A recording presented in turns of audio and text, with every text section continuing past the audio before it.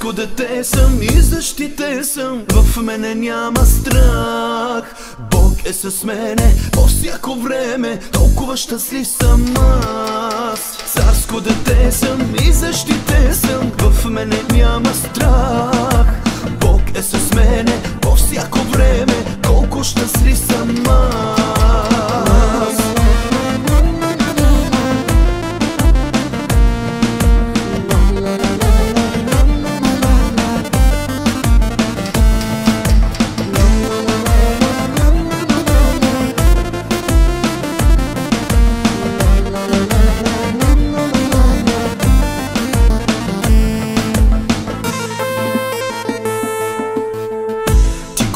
Избра ме още преди да се родя, за тебе да пея и да те хваля всякога.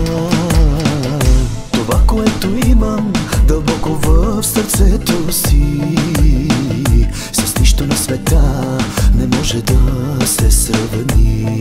С тебе аз съм най-богат, най-богат в този свят. С тебе аз съм най-богат, най-богат, най-богат в този свят. Царско дете съм и защитен съм, в мене няма страх. Бог е с мене по всяко време, толкова щастлив съм аз. Царско дете съм и защитен съм, в мене няма страх.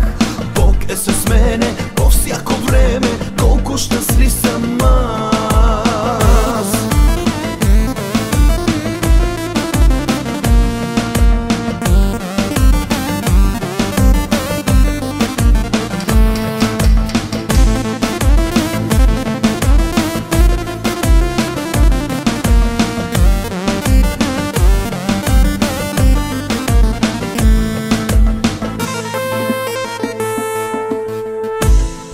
Призоваме още от моите младини, за тебе да пея и да те хваля винаги.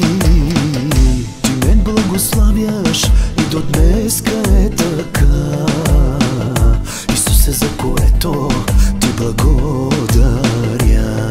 С тебе аз съм най-богат, най-богат в този свят. С тебе аз съм най-богат, най-богат, най-богат в този свят. Силна е ръката му, Господ щедро дава. Силна е ръката му, на него се надявай. Силна е ръката му, Господ щедро дава. Силна е ръката му, на него се надявай. Планини пред тебе нека не те плашат, Господ ще е с теб, ако ти го чакаш. Планини пред тебе нека не те плашат, Господ ще е с теб, ако ти го чакаш.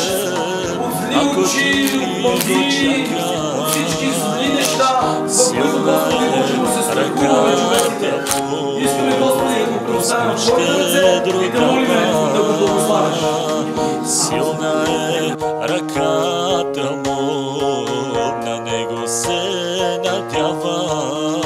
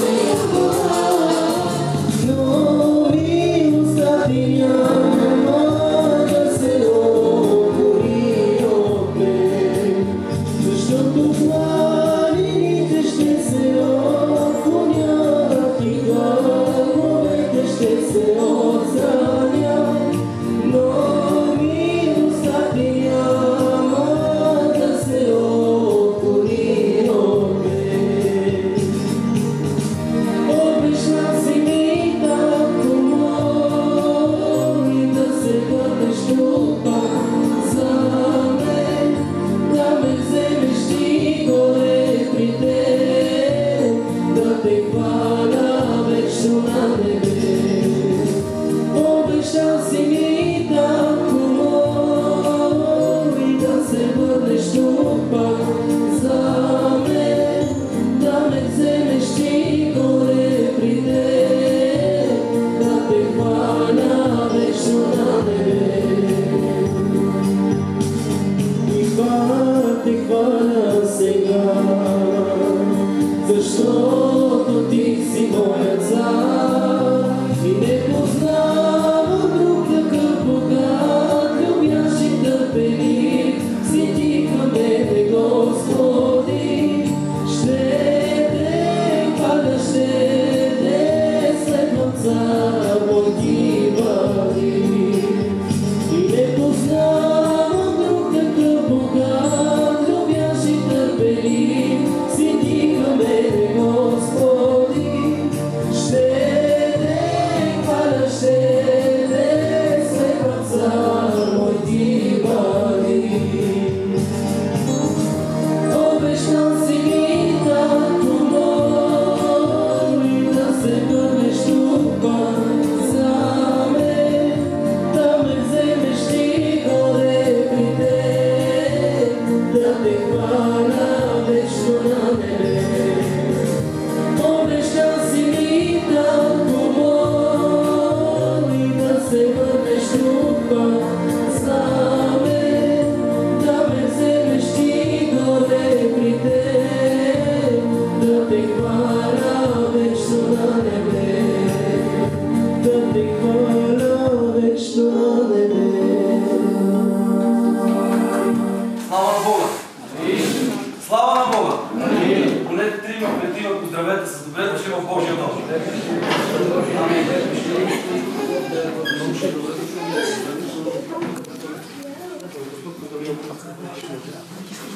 118 псалм. Бързо.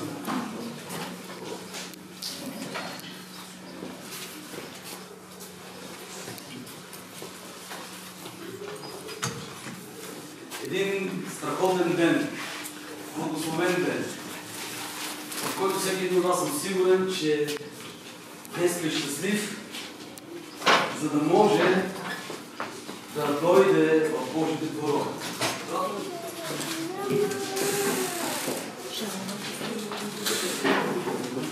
Привет на всички, добре дошли отново. В нашия молитвен дом, град Белица. Доста гости имаме, благославям ги.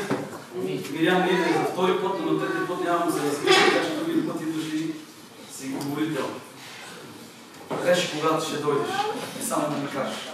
Благодарим на Бога, че отново сме тук и че можем да вкусим от Божията благодат. Радвам се в този прекрасен ден, в ден, в който бих поздравил всеки с имена на цветя.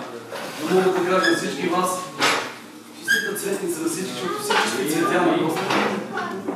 От красиви по-красиви, от умни по-умни, от интелигентни по-интелигентни. Щом сте в Божията градина, вие сте деца на Господа и цветя на Господа. А другите само могат да почерпат. Знаем какъв ден е, прекрасен ден.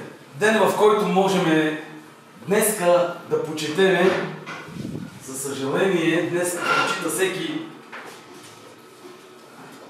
изкуственото, но днеска е ден да направим разликата между естественото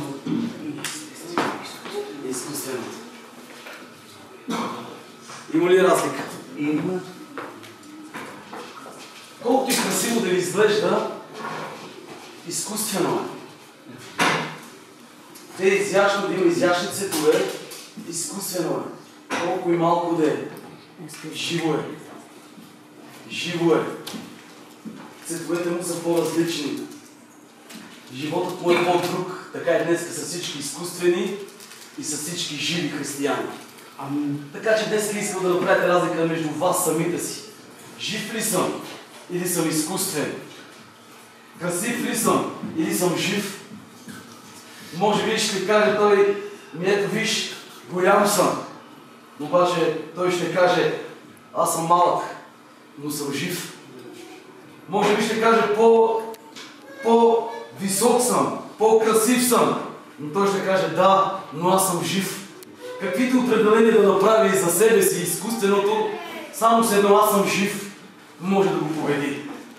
Така че вие днеска може да победите всякакви обстоятелства, ако вие сте живи за Бога. Ако вие, вашият живот е жив за Бога. Да не бъдем изкуствени, макар и красиви, високи и богати, и каквито и да бъдем, ако ние не сме живи, ние не сме от Бога. Изкуственият се познава отдалеч. Особено този, който обича цветята. Този, който особено твори цветята. Може да ги познае отдалеч. Аз може би не бих познал, че това е изкуствено. Обаче, когато се приближа до него и да го пипна, веднага познавам. Но има един, който познава всеки един от нас. И знае кой е изкуствен и кой е жив. И слава на Бога, че виждаме, че нито Марк, нито Лука, нито Йоан, нито Матей пропускат тази история. Никой не пропуска. И за четиримата евангелисти е много важна, защото още от началото е написана в пророците и това, което прочетох в 118 псалом. Как ще се състои този ден? Харесва да го чуем. 21 глава на Матей ще ви прочита и след което ще разискваме малко по тази тема, после ще предадем едната тема, кажа амин. История, която много пъти сме чели, най-много и обръщаме внимание в този ден. Ден, в който всеки един от нас трябва да си спомни защо е Светлица. Ден, в който трябва всеки един от нас да си спомни защо днеска се въздига по такъв начин цветето. Защо се говори за цветята, за зеленината, за новият живот. Защото по принцип, ако говорим за цветята, това означава нов живот. Нещо, което Господ е сътворил. И ние виждаме как Господ влиза от Ерусалим и върви към Витфагия. По Елонския холм Исус влиза с учениците и казва: идете, в еди кое си село, ще видите едно магаре, до него ослица, магарице и малко до него, взимате го и кажете, че на Господа трябва. Днес дали трябваше на Господа? Амин. Трябва ли на Господа? Амин. Ето това трябва да ни бъде в ума, че трябваше на Господа. Това трябва да ни бъде в ума, хора, че ние трябваме на Господа. Вижте, малко така искам да ви кажа, да ви накарам да се замислите днес. Знаете ли, че да имаш по това време магаренце е било лукс? Да. Не всеки е имал магаре, не всеки е имал коне. Нали? И който е имал, и по-старите, които сме, ние ще си спомниме, че всеки, който има стока, особено такава стока, ние го имахме за богат човек. Че той има нещо. Това е като днешно време някой да го види с кола. Дето вече сме станали по-модерни. Иначе виждали сте го, че той е с Исус, когато правеше знаменията и чудесата. Виждате го как раздава хляба. Виждате го какво върше през цялото време на Исус. Е бил зад Исус. И идва и ви казва: трябва ми колата за Господа. Има ли разлика? Да дойдат и кажат: трябва ми колата. Трябва да отида на служба. Трябва да Господа трябва. И ако си Божий човек, няма да се зачудиш. Ако си Божий човек, няма да се зачудиш. И тук точно това виждаме, че този мъж дори не се зачуди. Щом трябва на Господа, давам го на Господа. Вижте, даването, че на Господа трябва уредбата, няма да дадете. Но обаче вие отделихте от времето си да дойдете при Бога, да дадете част от времето. Вижте, много често, говоря малко за времето. Много често ние говорим, че нямаме време. И много често ние изпускаме служения, за да изпускаме благословения, изпускаме хора, време да прекараме с някой заедно, защото нямаме време. Закъсняваме за вечеря, не може да вечеряме с децата си, с семейството си, закъсняваме за служби, закъсняваме, защото винаги не ни стига време. Така ли е? Времето не ни стига. Искам да ви кажа, че времето няма как да го разтегнете. Времето си е дадено да си бъде 24 часа. Няма как да го разтегне повече. Повече време не може да ви си даде. Не, че време ви липсва. Знаете какво ви липсва? Сърце. Любящото сърце намира време за всичко.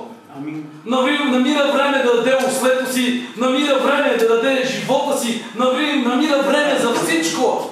И сега тук е момента да обърнете голямото внимание между изкуствено и живо.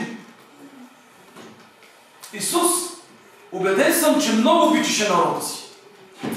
Едно от посланията каза, той като погледна и се разплака.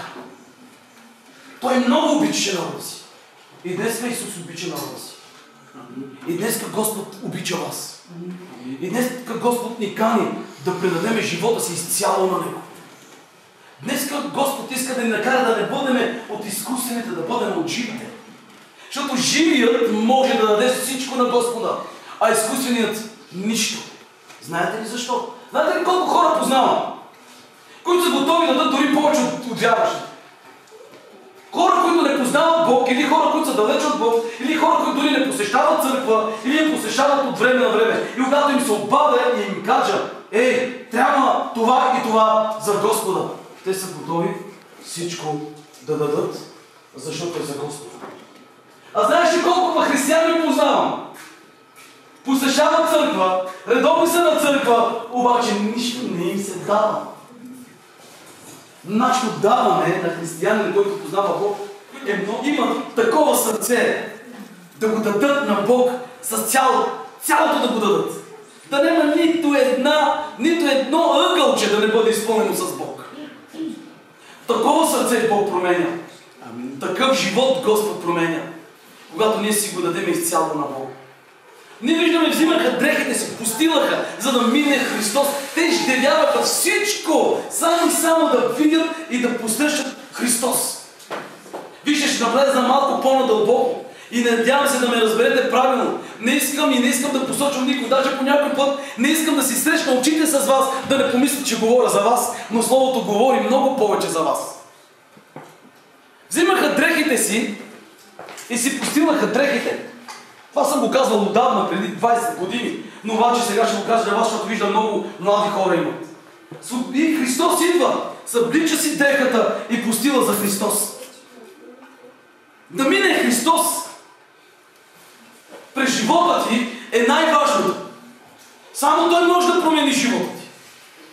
Ако не мине Христос през живота ти, Той не може да промени живота ти. Не да мине покрай тебе, не да мине покрай дома ти, не да мине покрай работата ти, не да мине покрай семейството ти. Не. Той трябва да е вътре в тези неща, които ви изборих. Трябва да бъде вътре в живота ти, църквата ни, семейството ни, в работата ни. Ако Христос е винаги и всичко му дадеме, бъдете сигурни, че Той ще не промени. Постилаха дрехите си. Не знам, може би само аз така правя. Но почти в дрехите ми са ключовете ми, от домът ми, от семейството ми, от бизнеса ми, от колата ми. Това имам. И го дадох на Христос. Така ли само вие не носите така якетата си? Много често и ние имаме неща в дрехите си, финансите си, кредитните си карти и всички ние неща, които имаме вътре. Когато ние ги дадеме на Бог, бъдете сигурни, че Бог мине ли през тях, няма да ви липсва нищо в джоба. Амин. Кажете амин. Амин. Защото много често Христос мине ли през живота ни, Той ще те накара да оставиш много неща, а особено изкуствените. Защото Господ не е изкуствен. Кажи на човека тебе, Господ не е изкуствен.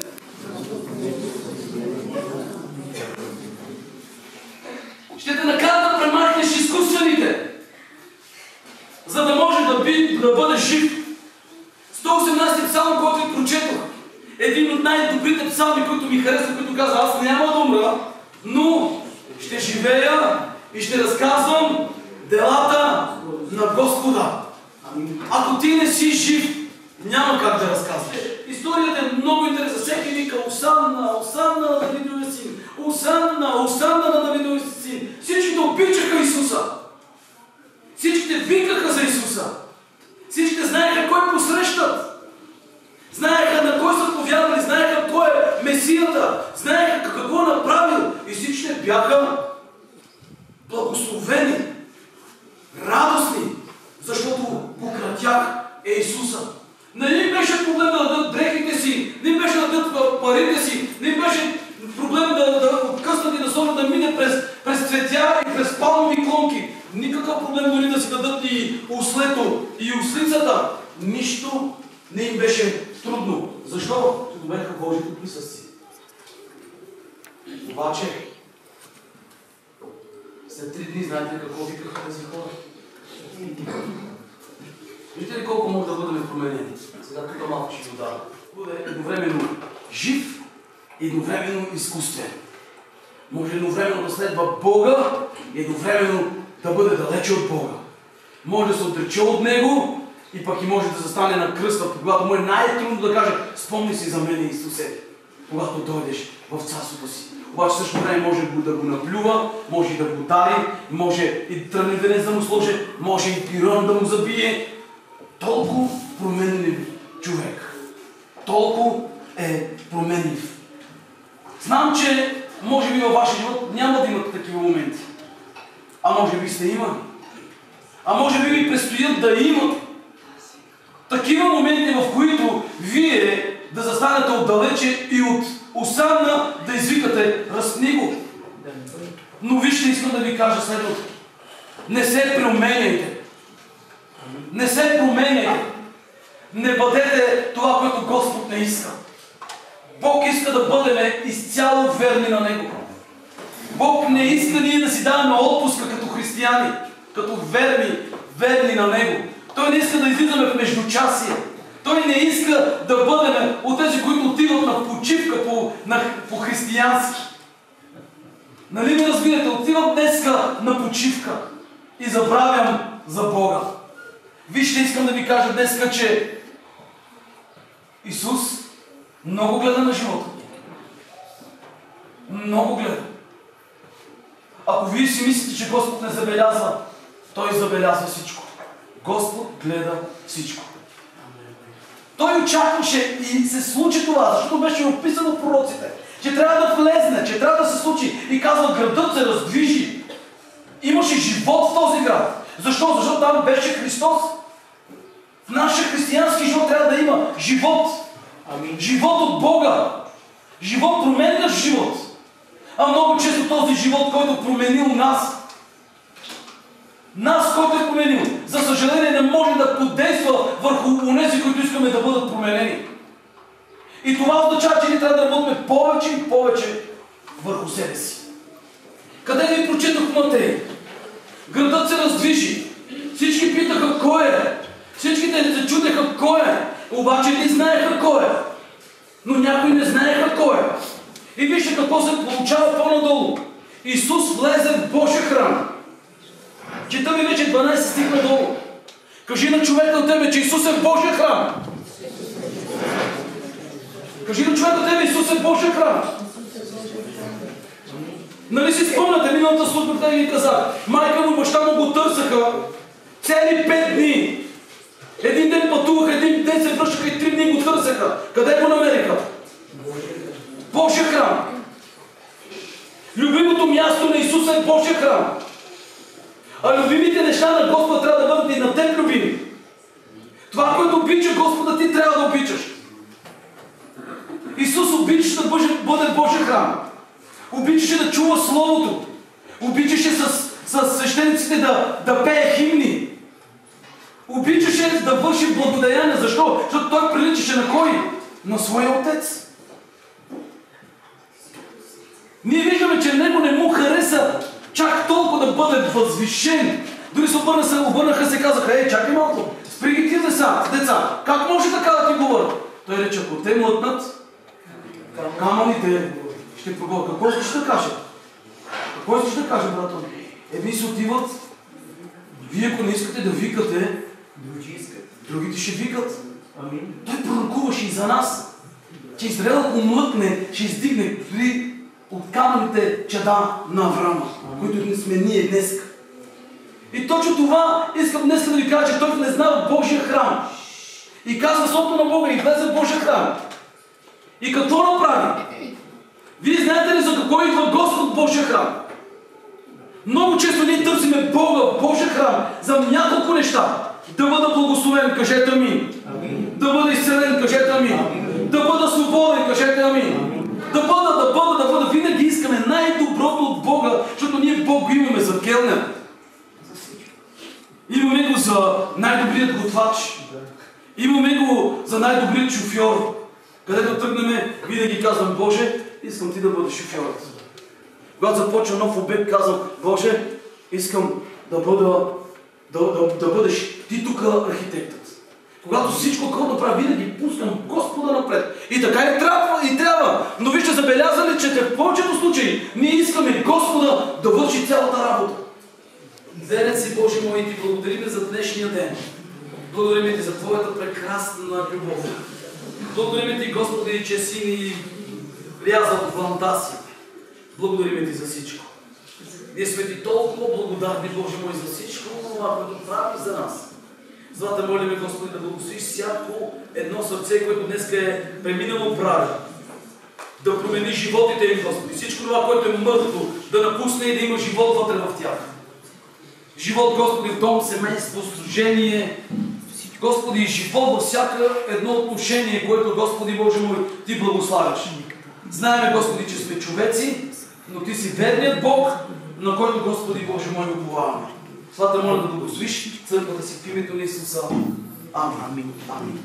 Не се молих за дарението, не се молих и за хвалението да излезе да пее песен, защото трябва да продължим, трябва да предадем едно детенце на Господа, но преди това, не знам как ще прозвучи, пак и самохвално ще прозвучи, но както искате го приемете. Знаете това, нали? Какво сме решили да направим? Искам да ви кажа, че от един издаден обект, кафетата дарява 200 лева за столовете.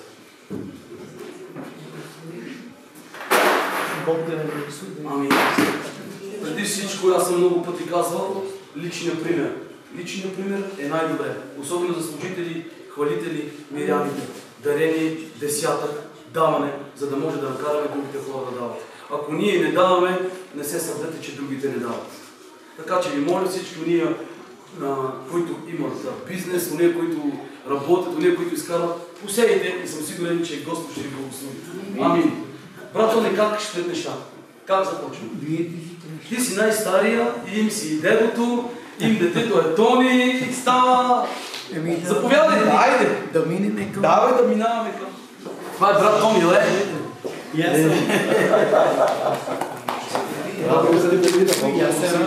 Ще съм вас, виждам, че църквата е нараства, виждам, че Бог да благослови, които се сътрудих. Амин. От вас са, нали? Това е големата сега прежада от дървите. Браво. Ще прочита Божие Слово, след това ще кажа някои неща. Може би някои неща, които няма да ви харесат. Обаче трябва да ви ги кажа. Разбира се. Така. Сега че ги направя и Павлата рукни, да дойде тя. Айде, Роксейл, да дойде си. Да, сладко да дойде. Прочитам и Божието Слово, след което ще кажа няколко неща, защото всички това го правим. Знаете ли защо? Бог да пази децата ни. Амин. Най-доброто, което може да направите, е това да предадете детето си на Бога.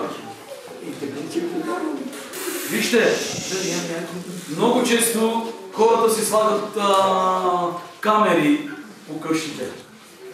Много хора не имат жива охрана. Много хора, да ви кажа, правят ключарки с най-различни секрети. Много хора издигат стени по метри. По стените слагат ток, за да не може да влезе никой вътре в техния дом. Минаваш през 5000 врати, докато стигне до спалната си. А пък за вещите си имат офиси, сейфове, в които трябва да направиш някакъв си специален код и специални движения, за да може да не докоснат съкровището им. Но Словото на Бога ни казва, че това дори и цидарите да цидат, ако Господ не благоволи, най-доброто място, което Господ може да запази, е в Неговите ръце. Амин. Това предайте живота си на Господа. Между другото, нези, които не са си предали живота на Бога, това най-благоприятното време по Великден да си дадете живота на Господа. Амин. Това, което може да зарадвате сърцето на своя Създател, да предадете живота си точно между тези празници, в което съм сигурен, че ще ги запомните до края на живота си. И като се навършиха дните за очистването им, според Моисеевия закон, занесоха в Йерусалим, за да го представят пред Господа. И както е писано в Господния закон, че всяко първородно дете от мъжки пол ще бъде представено на Господа. И да пренесат жертва 2 гурголици и 2 гълъбчета. Носите ли такива работи? Сега добре, сега ще видим. Да принесат жертва 2 гурголици и 2 гълъбчета според казаното според Господния закон. И ето имаше в Йерусалим един човек на име Симон, и този човек беше праведен и благочестив и чакаше утехата на Израил. И Святия Дух беше в него, и на него беше открит от Святия Дух, че няма да види смърт, докато не види Господният помазаник. И по внушението на Духа той дойде до храма, и като родителите внесоха детенцето Исус, за да направят с него по уредбата на закона, той го взе на ръцете си, благослови Бога и каза: сега отпускаш владико слугата си в мир според своята дума, защото очите ми видяха спасението. Амин. Амин. Имаме служители, заповядайте напред и вие. Айде, Миряне, айде, Христо, заповядайте да пусна някой. Вижте, това е едно от най-хубавите неща, които ние правим. Да предадеме детето си на Бога. Амин. Никой не пази така, както пази Господ. Амин. Но вижте, да ви кажа, живота на детето се най-добре представя, когато вие сте предали вашия живот.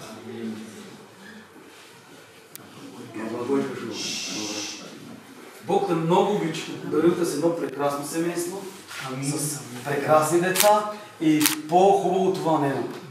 И той те много обича. И ти трябва да му докажеш, че много го обичаш.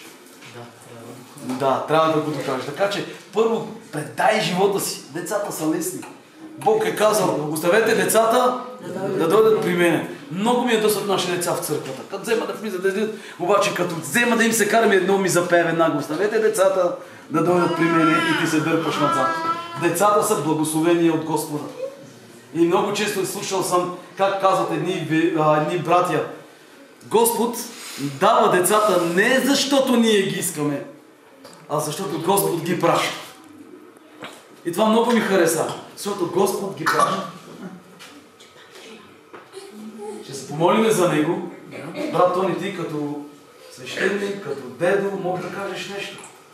Благодаря на Бога за този радостен ден. Благодаря на Бога, че първо съм приел нашия велик всемогъщ Бог, който е Бог на небесните воинства. Силни и всемогъщ Бог. Днеска е радостен ден. Искам също да добавя тая радост, че правя 62 години и 32 години в Бога. Днеска? Да. И това е голема радост за мене. И това доказвам, че обичам Бог, и той много повече му обича и се грижи много за мене, където и да съм, защото Бог вижда сърцето, че ние сме верни и му искаме да му служим, и той е той, който не води и движи за ръката си. Бог е велик и всемогъщ, и ние трябва да отдадем сърцето си изцяло на Него, да уповаваме на Него, да разчитаме на Него. Един брат казва: да бъдем дори екипирани, готови за Него. Нека Бог да ни благослови. Амин. От тук насетне вие отговаряте за вашите деца. На какво ще бъда научени, на какво ще пея, как се моля и как ще бъде техното възпитание. Най-доброто възпитание е в Бога. Искам да ви кажа от личен опит, че когато децата са ни в Бога, ние по-лесно. Когато малко да взима да изключва от Бога, става по-трудно. Когато сме в Бога, Бог винаги може да даде правилният и изходен път, в който трябва да одим. Без него да сме винаги объркваме. Така че възпитайте децата си в Бога. Научете ги на Божия закон. Научете ги и им кажете, че когато нараста, ние ви предадохме на Бога, Бог ви пазеше, Бог ви се грижи за вас, и сега трябва да продължи във вашата по-голема, когато станете, или по-голем, когато станеш. Вие трябва да служите на Господа. Амин. Амин. Брат, елате на тука. Тони, ти като най-стар, трябва да се вземеш ти. Тук нямаме, как да кажа, някакви предразсъдъци, нали? Да. Нямаме шуре бъженаши, но обаче трябва ти да го удържиш Ти си най-старият брат. Заповядай. Ти отдалече. Заповядай. Да си справи църквата, да вдигнем ръцете и да благословиме. Боже, благославяме Те и издигаме това детенце пред Тебе, Господи. Благодариме Ти, Господи, че е от Тебе, дар от Тебе. Благославяме го, Господи, в името на Отца, Сина и Святия Божи Дух. Да бъде, Господи, детенце изпълнено с Твоя Дух. Ти, Господи, да го благославяш и да го пазиш през всички дни на живота му. Да бъде за пример на дом, семейство, кумши, Господи Исусе. Ние те молиме да го пазиш, да го закриляш от зли очи, от магии, от всички зли неща, в които, Господи Боже, може се страхуваме човеците. Искаме, Господи, да го предоставим в Твоите ръце и те молиме да го благославяш. Боже, благодарим Ти за децата, защото знаем, че децата ни са дар от Тебе. И аз те моля, Боже, да го служиш и да го пазиш, да го закриеш, нека ръката да бъде мощна и силна на него през всичките му дни, така, защото да бъде християнин за пример, с истински посветен живот на Тебе, да го пазиш и да запазиш непокътната и духът, душата и тялото му до пришествието Ти. Направи го съд за почтенна употреба, Боже, и го пази от всяко зло, защитавайки го и кръвта Ти, Боже, да бъде протекция на него през всичките му дни, в името на Исус. Амин. Амин. Детето е предадено на Господа. От Господа го взимаме, на Господа го даваме. Амин. И най-вече на семейството да го пази и да го закриля. Амин. Амин. Амин. Некой от сватовете поиска да каже нещо. Сестра. Слава на Бога, живи и здрави. Бог да ви благослови. Амин. Бог да ви благослови, да бъдете верни на Бог. Амин. Да бъдете уповавани, да уповавате на Бог и да бъдете винаги с Бог. Амин. Да седнете и може църквата да ги поздравите, който иска. Работниците могат да кажат нещо. Добре, брат Тони ще не почерпи след малко, без да излизате. Амин.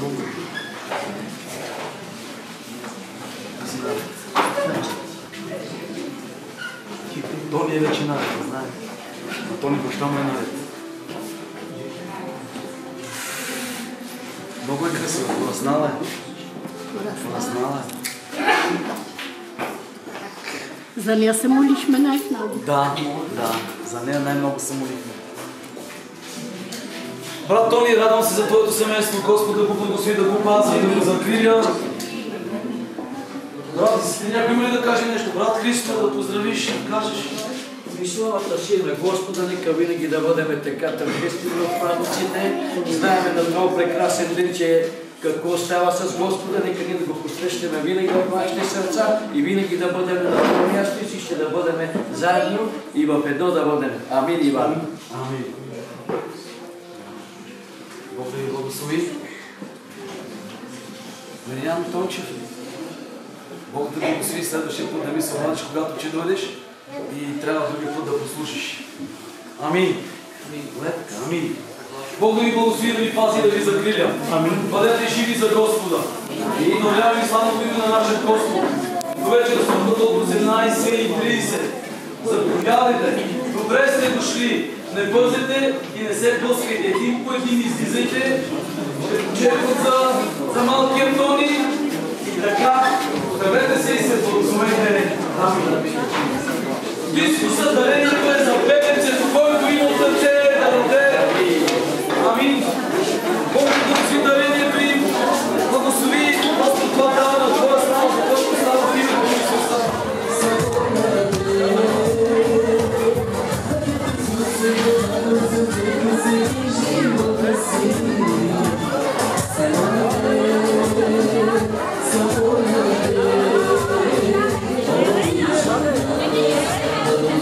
Jesus.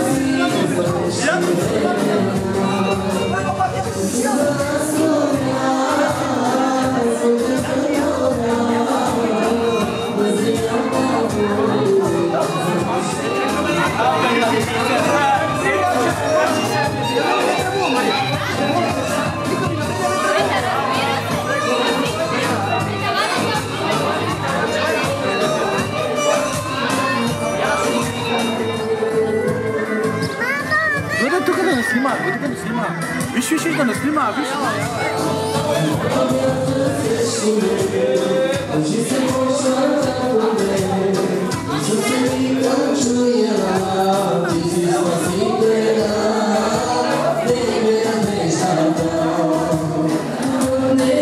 Come on,